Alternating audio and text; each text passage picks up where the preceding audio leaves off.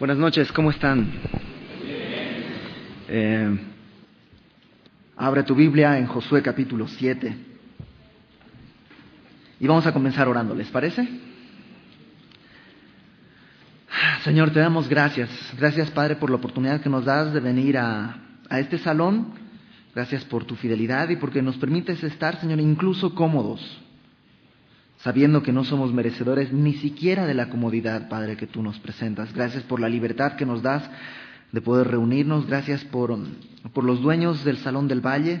Gracias porque nos has dado gracia ya por varios años delante de ellos y podemos estar aquí el día de hoy, Padre. Yo te ruego que tú bendigas a sus familias y que en este tiempo que estamos aquí podamos escuchar de tu voz y ser transformados para poder darte gloria y poder caminar y vivir de acuerdo a la dignidad con la que hemos sido llamados, Señor.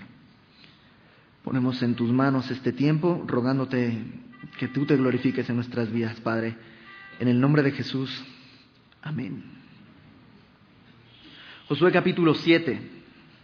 La semana pasada vimos, estamos en esta etapa en la que después de un gran éxito, una gran victoria frente a Jericó, después de haber el pueblo de Israel ganado esa, vamos a llamarle batalla, aunque realmente sería un poco exagerado decirle batalla, pues los pasaron por encima a los de Jericó. Dios hizo todo, Dios los entregó en manos del pueblo de Israel y ellos nada más entraron y recogieron el botín y lo pusieron en manos del Señor. Y hay una gran victoria en Jericó. Y después de eso, vimos la semana pasada que Josué dice, pues la siguiente ciudad, vamos contra Jai. Y Josué no sabía que había un problema en el pueblo, en medio del pueblo.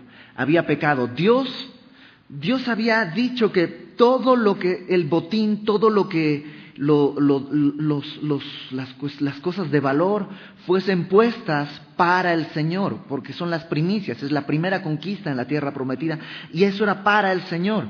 No debían tomarla, nadie del pueblo. De hecho, Dios lo dijo, ese es anatema, eso es apartado para destrucción, para presentarlo como una ofrenda al Señor.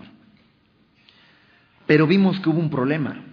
Acán había tomado parte del anatema y Dios lo sabía, y por culpa de ese pecado el pueblo cayó derrotado en la batalla contra Jai. Para poder entender un poquito y entrar en contexto, permíteme leer Josué capítulo 7 desde el principio. Y la semana pasada nos enfocamos en el pecado de Josué, en su confianza en la carne, su confianza en sus éxitos pasados, su confianza en todo esto. Y el día de hoy sí quisiera que viéramos el pecado de Acán. Pero para entrar, ahora sí que en calor, vamos a leerlo desde el principio. Si me acompañan, dice, pero los hijos de Israel cometieron una prevaricación, esto es una traición o una infidelidad en cuanto al anatema, porque Acán, hijo de Carmi, hijo de Sabdi, hijo de Sera, de la tribu de Judá, tomó del anatema, y la ira de Jehová se encendió contra los hijos de Israel. Después, Josué envió hombres desde Jericó a Jai, que estaba junto a Bet-Avén, hacia el oriente de Betel, y les habló diciendo, subid y reconoced la tierra. Y ellos subieron y reconocieron a Jai. Y volviendo a Josué le dijeron, no suba todo el pueblo, sino suban como 2,000 o 3,000 hombres, y tomarán a Jai. No fatigues a todo el pueblo yendo allí, porque son muy pocos. Y subieron allá del pueblo como 3,000 hombres, los cuales subieron de delante de los de Jai, y los de Jai mataron de ellos a unos 36 hombres, y los siguieron desde la puerta hasta Sebarim, y los derrotaron en la bajada, por lo cual el corazón del pueblo desfalleció y vino a ser como agua. Entonces Josué rompió sus vestidos y se postró en tierra sobre su rostro delante del arca de Jehová hasta caer la tarde, él y los ancianos de Israel, y echaron polvo sobre sus cabezas. Y Josué dijo, Señor Jehová, ¿por qué hiciste pasar este pueblo el Jordán para entregarnos en las manos de los amorreos? ¿Para que nos destruyan? Ojalá nos hubiéramos quedado al otro lado del Jordán. Ay, Señor, ¿qué diré, ya que Israel ha vuelto la espalda delante de sus enemigos? Porque los cananeos y todos los moradores de la tierra oirán y nos rodearán y borrarán nuestro nombre de sobre la tierra. Y entonces, ¿qué harás tú a tu grande nombre?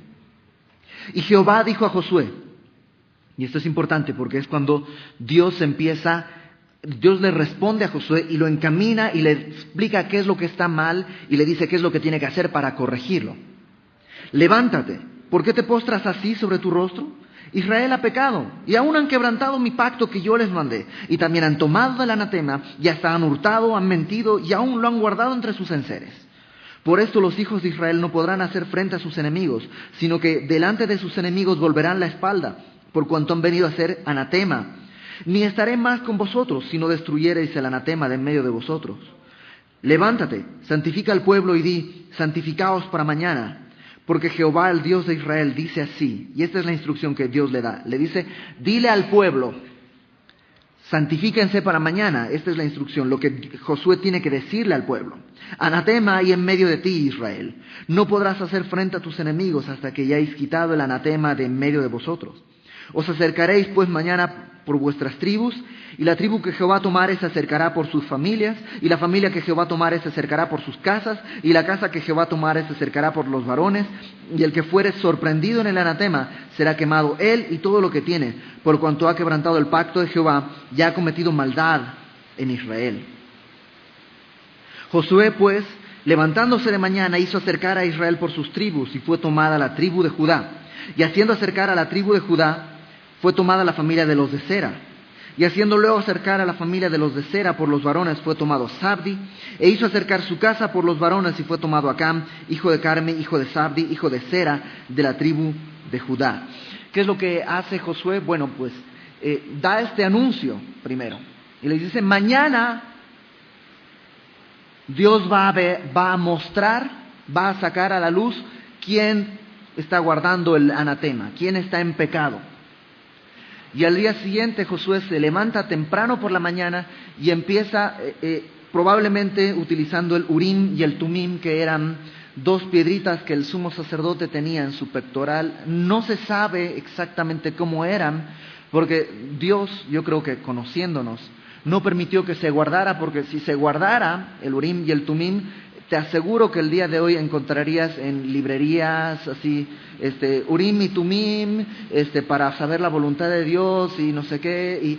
Y esa era una forma en la que Dios hablaba en el Antiguo Testamento, antes de que el Espíritu Santo habitara dentro del creyente. La última vez que se echaron suertes fue en el libro de Hechos, al principio, cuando se elige el apóstol que va a sustituir a Judas.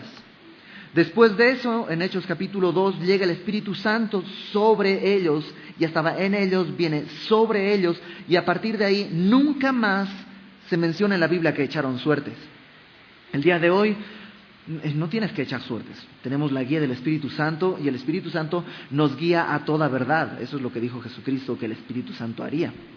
Bueno, probablemente a través del Urim y el Tumim, que eran dos piedritas blancas, probablemente era una blanca y una negra, y digamos, si salía la blanca era sí, si salía la negra era no. Entonces probablemente pasaron la tribu de Manasés, y entonces acabó el sumo sacerdote, no, entonces la tribu de no sé quién, y así, y llegaron a la tribu de Judá.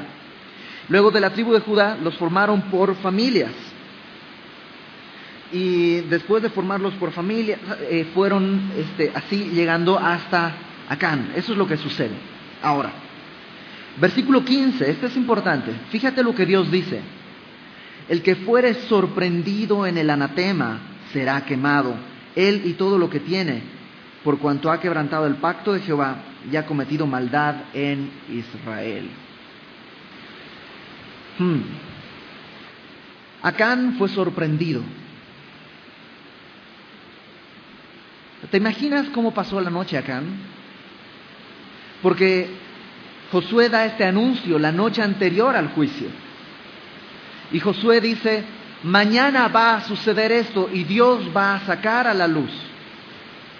¿Te imaginas cómo pasó la noche Acán?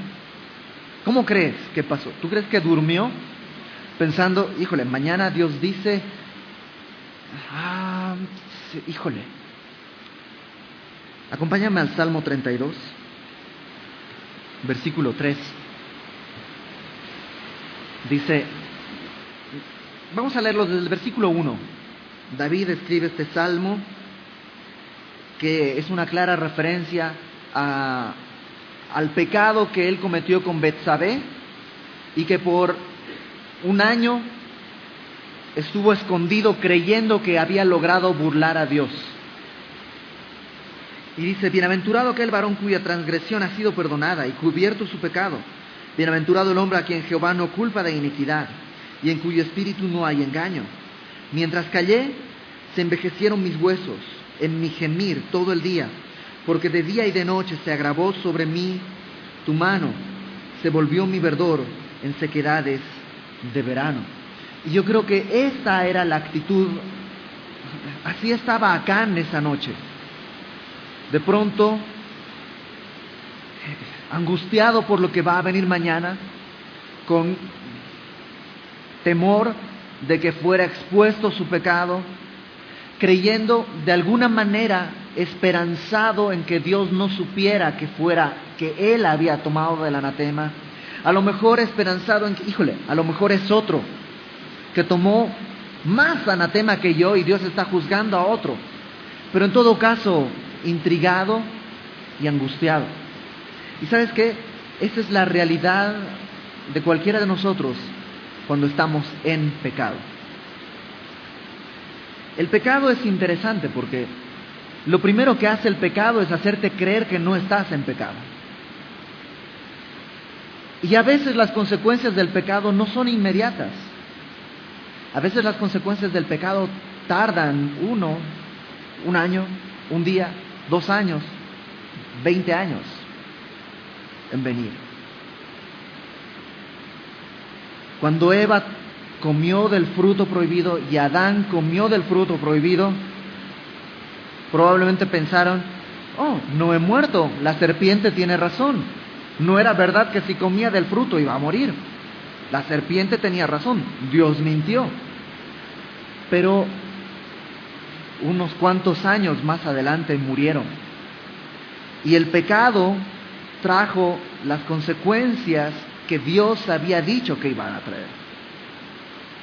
Lo que vamos a estar viendo el día de hoy es el problema cuando estamos viviendo en pecado y en vez de sacarlo a la luz creemos que podemos engañar a Dios, creemos que podemos guardarlo y no cosechar aquello que sembramos. La semana pasada lo vimos en Gálatas, Pablo dice, no os engañéis, Dios no puede ser burlado.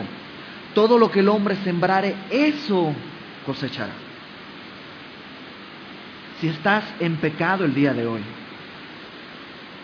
déjame decirte que Dios no tiene mala memoria.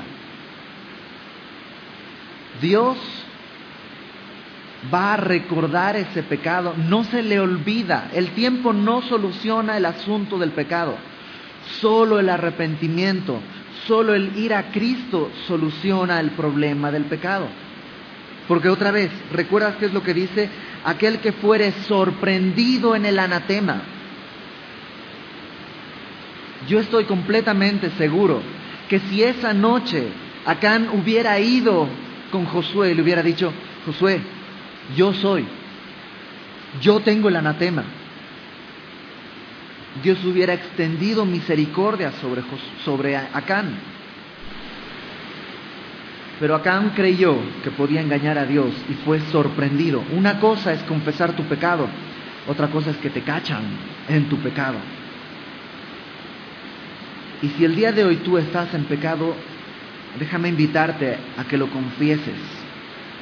Y confesar no es decir, ok Señor, sí estoy en pecado. ¿Y qué? Eso no es confesar.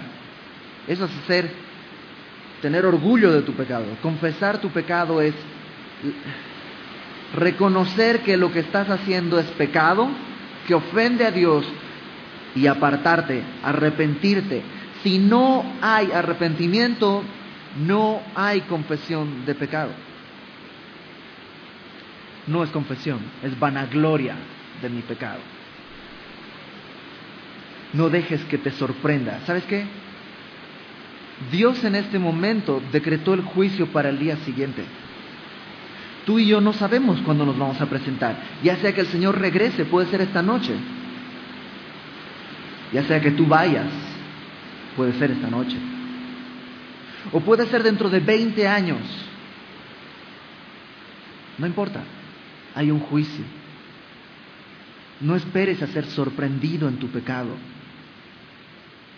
Me encanta la frase que una vez escuché, que el pecado para Dios no es problema. La primera vez que escuchas esta frase te quedas así como, ¿cómo que no es problema? No, no es problema. El pecado para Dios no es problema porque Dios ya proveyó una solución en la cruz. Y si tú estás en pecado, hay una solución: la cruz de Cristo, la confesión, ir a la cruz. Eso fue lo que no hizo Acán.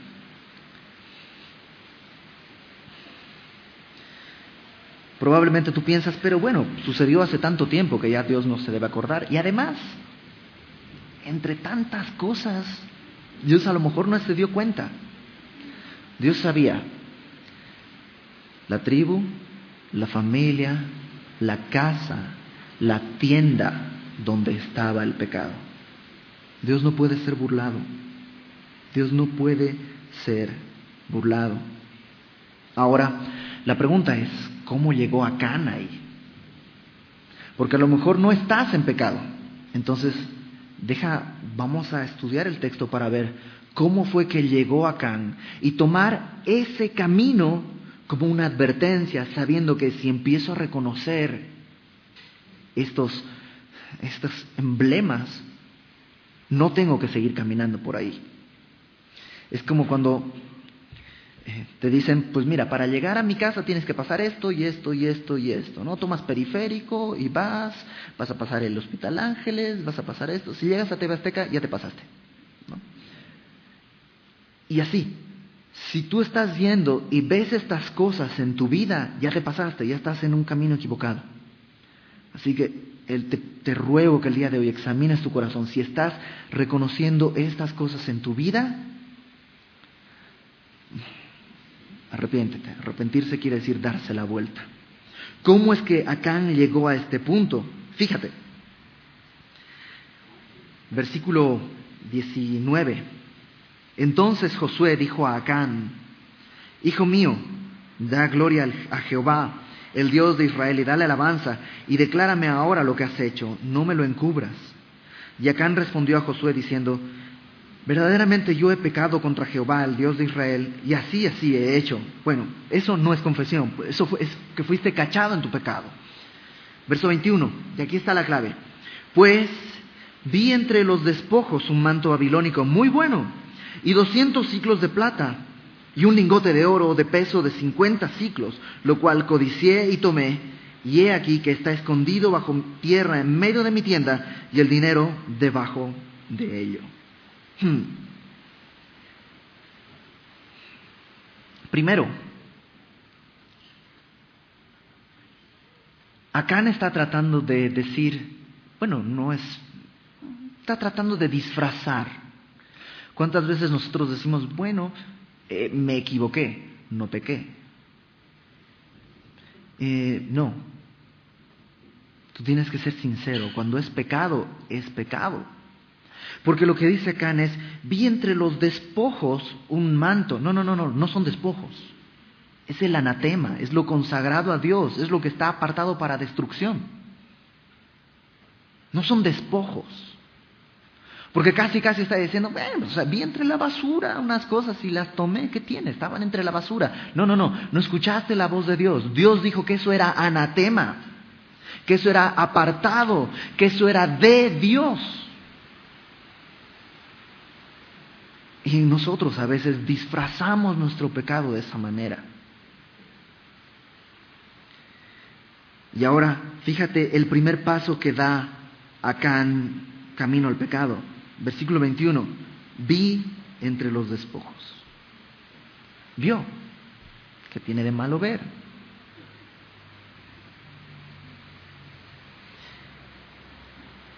El ver es un asunto bien importante. Jesucristo dijo que, acompáñame a Mateo capítulo 6.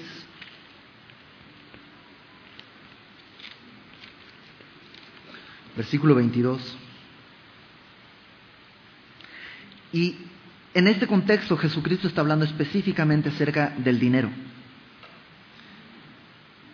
Mateo 6, verso 22 dice, la lámpara es el cuerpo del ojo. La lámpara del cuerpo es el ojo. Así que, si tu ojo es bueno, todo tu cuerpo estará lleno de luz.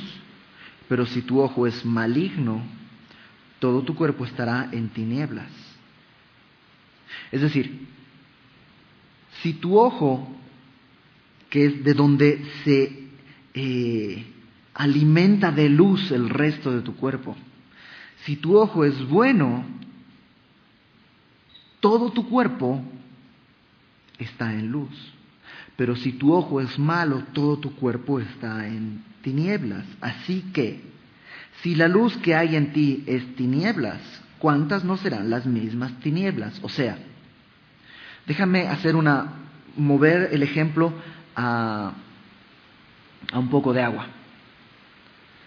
Si te dice, si el vaso está limpio, el agua que tú tomas estará limpia. Pero si el vaso está sucio, el agua que tú tomas estará sucia. Ahora, si tu vaso sucio es lo más limpio que tienes, ¿qué tan sucio estará lo sucio? Eso es lo que dice. Si lo que debería ser luz son tinieblas, si la luz que hay en ti es tinieblas, o sea, si lo más brillante es oscuro, ¿cuánto más oscuro serán las tinieblas mismas? Ahora sí que, si el negro es negro, ¿cómo será el negro oscuro? Por ponerlo en un lenguaje chilangoso. Y eso es lo que está diciendo Jesús, el ojo. Y es tan importante y es tan imperceptible lo que ves. Series de televisión, puestos de revistas. Cuida lo que ven tus ojos, porque es la luz para tu cuerpo. Esto de, pues nomás estoy viendo, es el primer paso. Después de, ¿cuál fue el segundo paso? Vi entre los despojos un manto babilónico muy bueno, 200 siclos de plata, un lingote de oro de peso de 50 siclos. O sea, está hablando de una cantidad considerable. Lo cual, ¿qué cosa? Codicié. Claro, si ves primero, luego vas a codiciar. Y la palabra codiciar ahí literalmente quiere decir muy amado. A lo mejor tú el día de hoy estás peleando con un pecado y dices, es que no lo puedo dejar.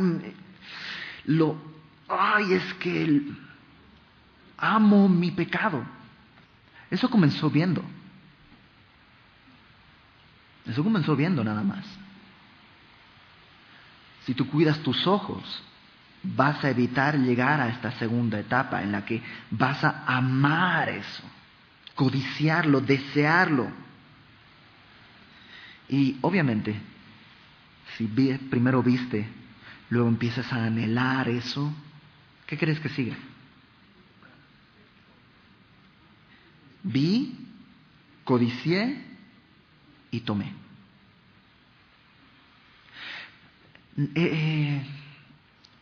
Es tan común la frase caí en pecado y es tan falsa, porque nadie cae en pecado. El cristiano común no cae en pecado, el cristiano camina hacia el pecado. Fíjate lo que dice Judas. Verso 24. Judas solo tiene un capítulo. Al final de tu Biblia dice en el verso 24: aquel que es poderoso para guardaros sin caída. Está hablando de Jesucristo. Jesucristo es poderoso ¿para qué? Guardarte sin caída. O sea, nadie cae. No porque tú seas bueno, sino porque Dios, Jesucristo, te guarda. ¿Y tú crees que Jesucristo es capaz de guardarte sin caída? Sí, eso es lo que dice la palabra. Él es poderoso para guardarte sin caída y presentaros sin mancha delante de su gloria con gran alegría.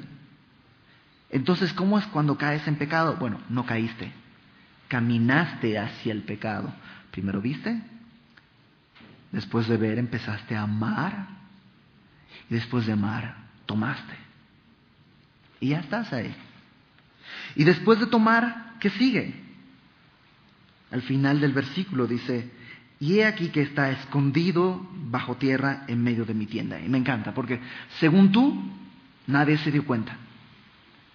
Y ya estás en pecado, pero según tú, está escondido bajo mi tienda. Eso es lo que crees. No hay nada que se pueda esconder delante de aquel que lo ve todo. Todas las cosas están desnudas delante de Dios.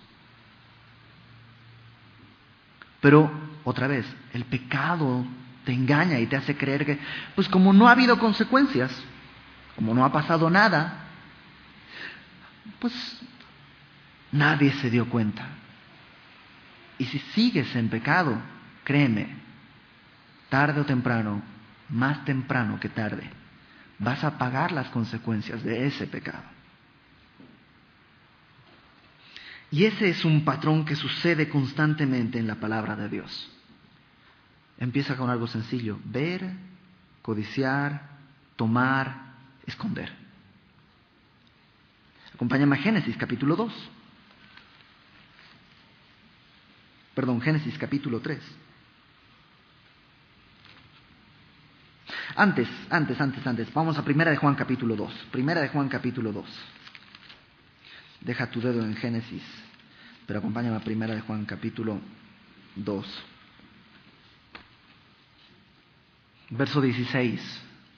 El apóstol Juan escribe y dice: porque todo lo que hay en el mundo, y fíjate qué es lo que hay en el mundo: los deseos de la carne, los deseos de los ojos y la vanagloria de la vida, no proviene del Padre, sino del mundo. Y eso es lo que nos seduce. ¿Pero cómo?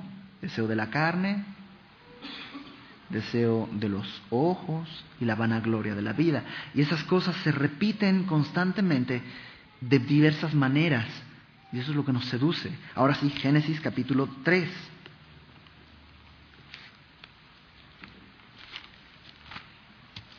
Estamos en el jardín del Edén. Y dice desde el versículo 1: pero la serpiente era astuta más que todos los animales del campo que Jehová Dios había hecho, la cual dijo a la mujer: ¿con que Dios os ha dicho no comáis de todo árbol del huerto? Y la mujer respondió a la serpiente: del fruto de los árboles del huerto podemos comer, pero del fruto del árbol que está en medio del huerto dijo Dios: no comeréis de él, ni le tocaréis, para que no muráis. Entonces la serpiente dijo a la mujer: no moriréis, sino que sabe Dios que el día que comáis de él serán abiertos vuestros ojos y seréis como Dios, sabiendo el bien y el mal. ¿Qué dice el verso 6? Y vio la mujer que el árbol era bueno para comer, los deseos de la carne, y que era agradable a los ojos, los deseos de los ojos, y el árbol codiciable para alcanzar la sabiduría, la vanagloria de la vida. Y tomó de su fruto y comió, y dio también a su marido, el cual comió así como ella. Es la misma estrategia, es el mismo problema. ¿Y cuál es el resultado después? Se escondieron de Dios. Así es. ¿Cómo empezó? Mirando. Acompáñame a 2 de Samuel capítulo 11. 2 de Samuel capítulo 11.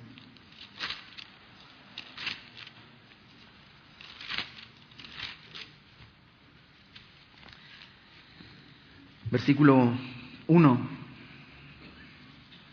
Aconteció al año siguiente, estamos mucho más adelante, David es el rey de Israel. Dice: en el tiempo en que salen los reyes a la tierra, esto es en primavera, que David envió a Joab y con él a sus siervos de todo Israel, y destruyeron a los amonitas y sitiaron a Rabá, pero David se quedó en Jerusalén. Y sucedió un día, al caer la tarde, que se levantó David de su lecho y se paseaba por el terreno de la casa real, y vio desde el terrado a una mujer que se estaba bañando, la cual era muy hermosa. Y alguien podría decir: es que fue tentado. Probablemente, pero pudo haber cerrado los ojos y regresado a su casa. ¿Qué hizo? Nada más vio. Bueno, no es que nada más. Comenzó viendo. ¿Y luego qué sigue? Envió David a preguntar por aquella mujer, y le dijeron: aquella es Betsabé, hija de Eliam, mujer de Urías Eteo. Empezó a poner su corazón en eso. Preguntar: ¿y quién es? ¿y qué hace? ¿Y cómo se llama? Y empezó, siguió dando rienda suelta y en esta misma carretera. Y envió David mensajeros y la tomó. Y vino a él y él durmió con ella. Vio, la codició, tomó. ¿Y luego qué hizo? ¿Tú recuerdas? Cuando ella queda embarazada. Manda a traer a Urías que duerma con su esposa y no puede y lo emborracha y al final, bueno, plan B, vamos a matarlo para que quede escondido. Y por 1 año él pensó que estaba escondido. Hasta que viene Natán y lo confronta con su pecado. Eso es algo de lo que yo tengo que tomar conciencia.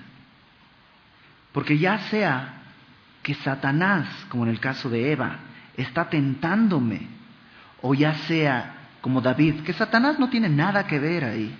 Es David el que decidió no ir a la guerra, es David el que está en el lugar equivocado, viendo lo que no tiene que ver, preguntando lo que no tiene que preguntar y buscando lo que no tiene que encontrar. Ya sea que Satanás me tentó o ya sea que mi carne produce esto, es lo mismo. Fíjate lo que sucede en Mateo capítulo 4.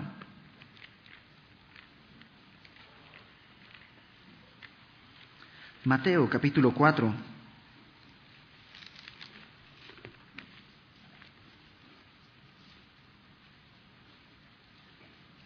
Versículo 8. Satanás está tentando a Jesucristo. Y fíjate qué hace. Le llevó el diablo a un monte muy alto y le, ¿qué cosa? Le mostró todos los reinos del mundo y la gloria de ellos. Y le dijo, todo esto te daré si postrado me adorares. ¿Qué es lo que le está diciendo Satanás a Jesucristo? ¿A qué viniste a la tierra? ¿A recuperar esto? Bueno, yo te doy un camino más fácil. O sea, el camino de la cruz es doloroso, tienes 3 años de ministerio, es complicadísimo. Y pues Dios el Padre, pues Él está sentado en el trono, Él pues, como que no se inmuta, pero a ti si te importa, te ofrezco una salida mejor, que es lo que quieres. Es decir, seamos prácticos. ¿Qué quieres? ¿El mundo? Yo te lo doy. A mí me fue entregado, yo te lo doy. 1 segundo de tu tiempo. Comparado con la eternidad, ¿qué es 1 segundo? Adórame, póstrate. Aquí están todos los reinos del mundo. Y le mostró. Y Jesucristo no vio los reinos del mundo. Dice Hebreos que por el gozo puesto delante de Él, nosotros, soportó la cruz, menospreció el oprobio, decidió el camino difícil. Pero comenzó ¿dónde? Satanás trató de mostrarle. Es lo mismo siempre. Acompáñame a Santiago capítulo 1.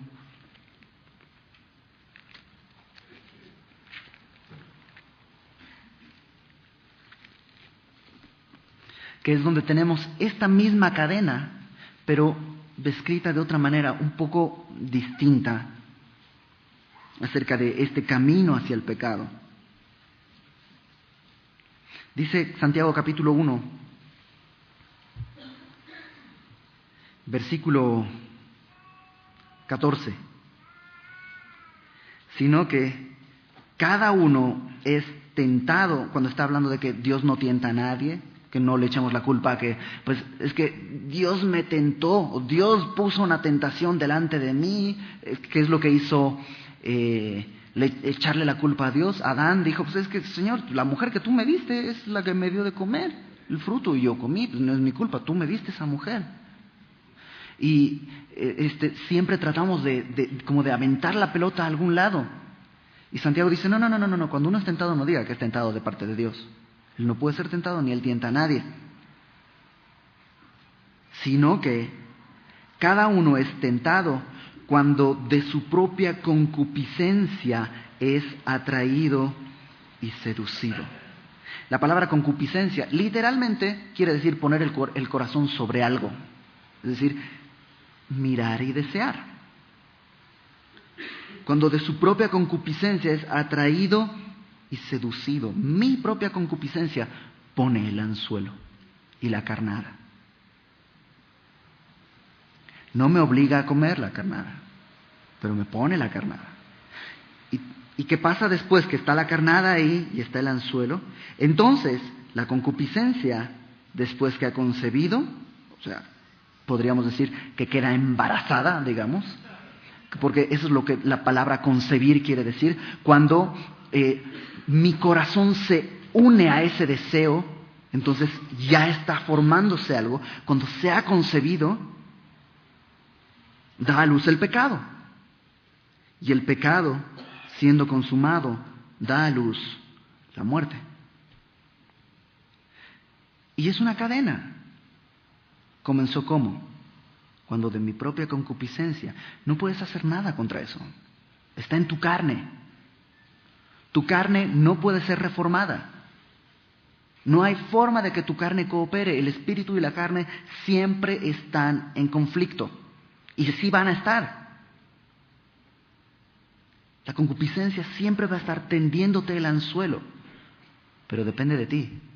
¿Lo voy a mirar? Yo creo que ahora sí puedo quitar la carnada sin quedar engarzado. Y lo voy a ver de este lado, lo voy a considerar. No. Porque si empiezas a hacer eso, tu corazón empieza a envolverse. Y entonces queda concebido. Y ya está en tu mente. Podría hacer esto, ya está en tus pensamientos. Lo que primero viste, ahora ya está en tu mente, ya está dando vueltas ahí, ya estás tratando y cómo maquinar para conseguir eso. Y luego da a luz el pecado y ya sabes cómo hacerle. Todavía no se ha consumado, pero ya tienes toda la estrategia, todos los pasos, todas las excusas necesarias. Y después es cuestión de tiempo. Porque créeme, siempre va a haber la oportunidad. Y cuando venga esa oportunidad, ya tienes el plano diseñado y vas a caer en pecado, y siendo consumado el pecado da a luz la muerte, la separación de Dios. ¿Cómo puedo interrumpir todo este proceso? Bien sencillo, al principio del proceso. Mientras más tardas en interrumpir este proceso, es más difícil soltarlo. Déjame ponerte un ejemplo, porque acá está hablando de codicia de algo económico. Tú ves el coche del vecino y dices, yo quisiera ese coche. Ok. ¿Está mal de ser un coche? No, ponlo delante de Dios, Señor. Si tú quieres darme un coche, pues yo te ruego, Padre. Punto. Pero si ya lo ves al día siguiente, y al día siguiente, y al día siguiente, y al día siguiente, aguas. Porque ya lo estás viendo. Tu corazón se va a envolver. Y vas a empezar a desearlo. Y luego te garantizo, vas a caer en pecado por conseguir eso. Ya sea estafando a alguien, ya sea endeudándote, siendo muy poco sabio para controlar tus deudas. Pues vamos a buscar un crédito y no vamos a diezmar para poder pagar el crédito y pues total y no sé qué. Y ya estás encarrerado, ¿sabes qué? Siendo consumado, ya estás apartado. Y después, bueno, pues ¿para qué nos compramos un coche si no vamos a poder salir?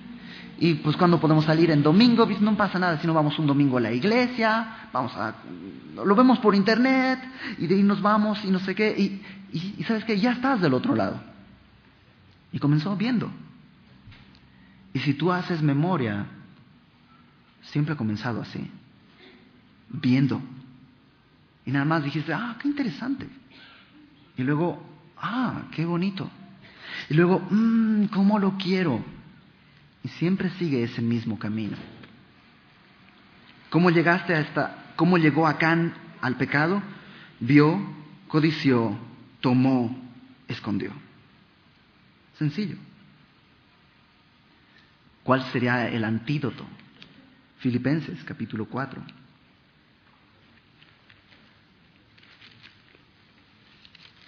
Filipenses capítulo 4, versículo 6, dice, por nada estéis afanosos. Ahora, ¿cómo es que puedes no estar afanoso? Vamos a regresarnos un versículo. Vuestra gentileza sea conocida de todos los hombres, el Señor está cerca. Okay. Cuando tienes esa perspectiva, el Señor está cerca, nada te va a afanar. Si de pronto, ahora, en este momento, empezara a temblar así durísimo y se empezara a caer el techo,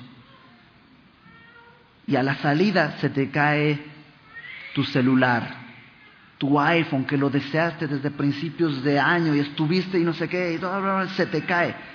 ¿Te quedarías a recogerlo? Es que es mía. No. ¿Por qué? Porque hay una urgencia.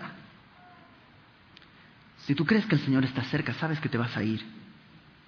Y no hay afán por nada. Por nada estéis afanosos, sino sean conocidas vuestras peticiones. O sea, ¿sabes qué? Dios no está peleado con que le pidas. Pero si le pides, espera y confía. Delante de Dios en toda oración y ruego. ¿Cómo? Con acción de gracias, con gratitud por lo que ya tienes. No quiere decir declara que ya tienes eso y dale gracias como si ya lo tuvieras. No, eso es basura. Dios ya ha sido bueno. Si nada más nos diera la salvación, créeme, estás más que recontra bien recompensado. Aunque a partir de ahí en adelante tu vida fuese total y absolutamente miserable, estás siendo abundantemente recompensado. Y tendrías razones para ser superabundantemente agradecido. ¿Y qué va a suceder cuando logras entender esto? La paz de Dios, que sobrepasa todo entendimiento, guardará vuestros corazones, vuestros pensamientos en Cristo Jesús. Y luego te da el tip, versículo 8. Por lo demás, hermanos, todo lo que es verdadero, todo lo honesto, todo lo justo, todo lo puro, todo lo amable, todo lo que es de buen nombre, si hay virtud alguna, si hay algo digno de alabanza, en esto pensad. Ok, ahí está entonces la clave. Cuando empiezo a ver el coche del vecino y que me empieza a hacer ojitos su coche, ¿sabes qué? Ponte a pensar en lo que es bueno, lo justo, lo puro, digno de alabanza. ¿Qué será eso? Jesucristo. ¿Y dónde encuentro a Jesucristo? En su palabra. Por eso memorizamos versículos. No es para a ver quién se sabe más. Es que, ¿sabes qué? Necesito eso. Necesito de dónde agarrarme.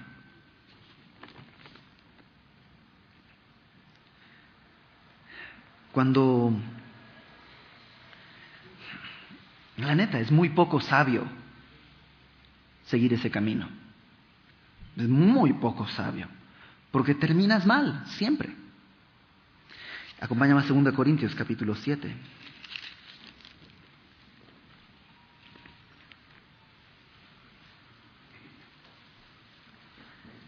Versículo 1 dice: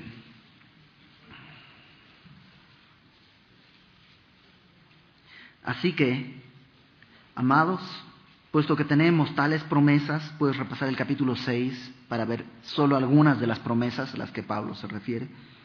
Pero tú sabes muchísimas promesas. He aquí, yo estoy con vosotros todos los días hasta el fin del mundo.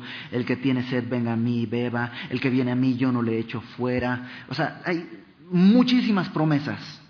Puesto que tenemos tales promesas, limpiémonos de toda contaminación de carne y de espíritu, perfeccionando la santidad en el temor de Dios.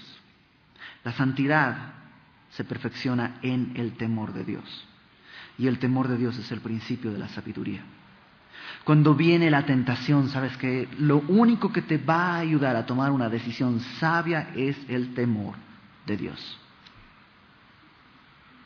Estar constantemente recordando que Dios está a tu lado. Y eso es lo que te va a ayudar a limpiarte de toda contaminación de carne y de espíritu. Y cuando la tentación empieza y toca tu puerta y empiezas a ver, el temor de Dios es lo que va a decir, no tengo que ver eso.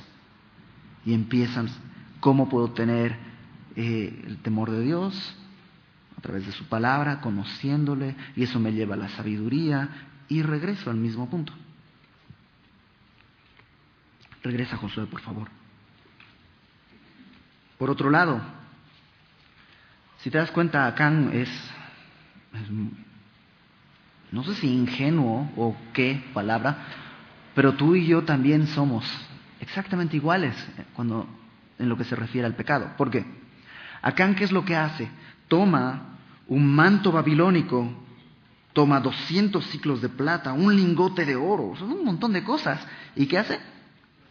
Las esconde. ¿Para qué te sirve un manto escondido debajo de tu tienda? ¿Para qué te sirve todo ese? ¿Qué? ¿Te lo vas a poner para salir? ¿No? Y que todos vean, ¿por qué tienes un manto babilónico? Por otro lado, vienen de 40 años de estar viviendo en el desierto, en los que ni su zapato, ni su calzado, ni su sandalia se deterioró, ni su vestido. Fueron alimentados por codornices, por pan que caía del cielo. Tenían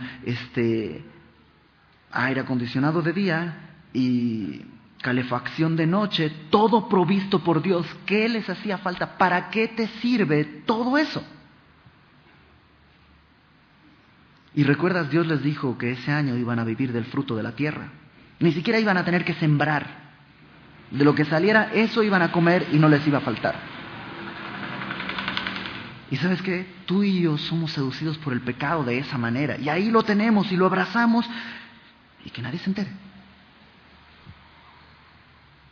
Y es inútil. Porque no completa y no lo necesitas. Y solo es pecado. Pero estamos ahí, seducidos por haber visto. Verso 22. Josué entonces envió mensajeros, los cuales fueron corriendo a la tienda, y aquí estaba escondido en su tienda y el dinero debajo de ello. Y tomándolo de en medio de la tienda, lo trajeron a Josué y a todos los hijos de Israel, y lo pusieron delante de Jehová. Entonces Josué y todo Israel con él tomaron a Acán, hijo de Zera, el dinero, el manto, el lingote de oro, sus hijos, sus hijas, sus bueyes, sus asnos, sus ovejas, su tienda y todo cuanto tenía, y lo llevaron todo al valle de Acor. Y dijo Josué, ¿por qué nos has turbado? Esto es, ¿por qué nos has afligido? Túrbete Jehová en este día. Y todos los israelitas los apedrearon y los quemaron después de apedrearlos. Y levantaron sobre él un gran montón de piedras que permanece hasta hoy. Y Jehová se volvió del ardor de su ira. Y por esto aquel lugar se llama el Valle de Acor hasta hoy. ¿Y qué es lo que sucede? Bueno, pues sí, sale a la luz lo que Dios ya sabía desde el principio, sale a la luz. Y y Acán, por lo que él hizo, terminan contaminados también todos en su familia. Y tú dices, ¿no es ya eso muy injusto?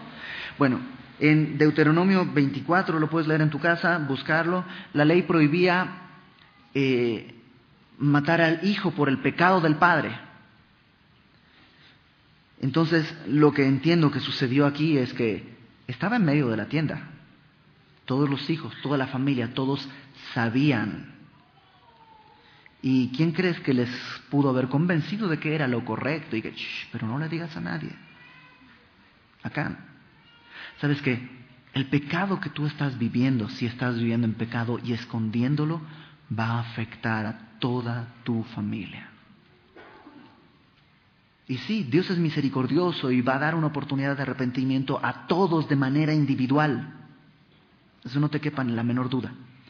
Pero le estás haciendo la vida muy complicada y le estás poniendo el camino muy difícil a tus hijos si estás en pecado. ¿Cómo crees que ellos van a tomar la palabra de Dios si tú no la tomas en serio? Y otra vez, entiendo, Dios les va a dar la oportunidad y ellos van a tener que decidir y Dios va a mostrar su misericordia de manera individual. No me cabe la menor duda. Pero ¿sabes qué? Yo quiero hacer el camino fácil a mi hija. Yo quiero que ella tome la decisión correcta y no quiero ponerle piedras de tropiezo. Porque el pecado, tarde o temprano, va a afectar a tus hijos, a tu familia y a todo lo que tú tienes. Trae tu pecado delante de Dios. Trae tu pecado delante de Dios. ¿Sabes qué es lo increíble? Que Dios no necesita enterarse. Dios ya lo sabe.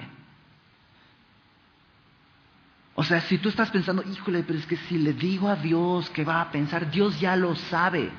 Ya proveyó la solución para ese pecado. No lo abraces. Tráelo, confiésalo y apártate. Cuida tus ojos y alza tu oído. Romanos 10:17 dice que la fe es por el oír por la palabra de Dios. De este mundo, de lo que está aquí, nada vas a sacar. Nada. Es como Jericó. Va a ser quemado todo. Dice Pedro que los elementos ardiendo pasarán. Entonces no pongas tus ojos en las cosas de aquí. No entregues tu corazón a las cosas de este mundo. Todo está destinado a la destrucción. Anatema, destinado a la destrucción. No lo abraces, porque te vas a quedar. O sea, ¿sabes qué? Dios dijo que todo el anatema tenía que ser destruido. Acán abrazó el anatema. Entonces, Dios dijo, ok, eso es lo que quieres. Sigue el camino del anatema. Mejor abraza la cruz, que es lo que te lleva a la vida eterna. No abraces lo que está aquí, porque en su misericordia Dios te va a permitir quedarte. Dios no te puede forzar a vivir de acuerdo a su propósito, porque es un Dios de amor y el amor respeta.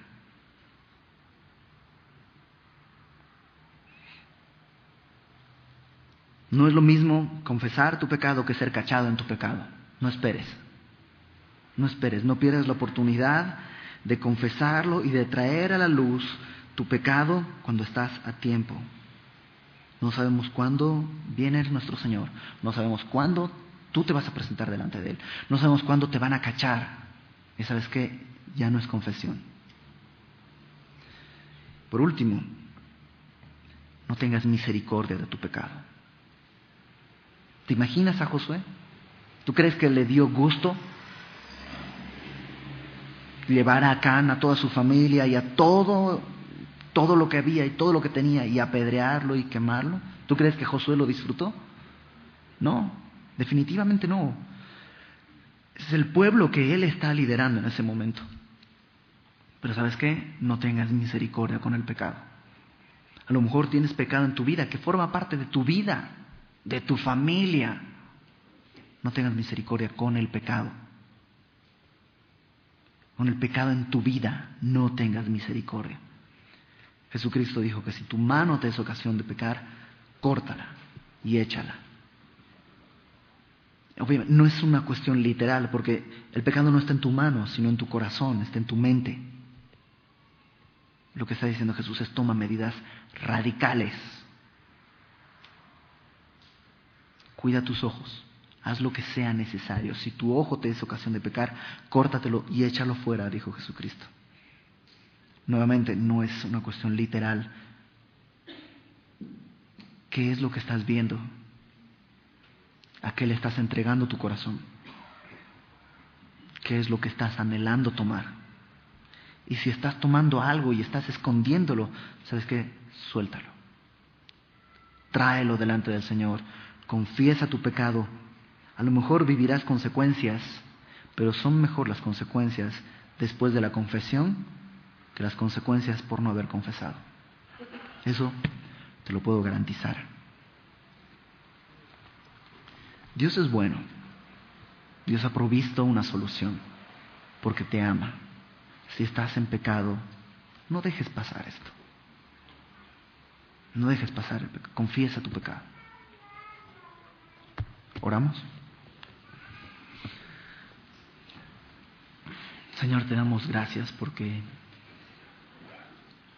tú, Señor, proporcionaste para nosotros una salida amplia.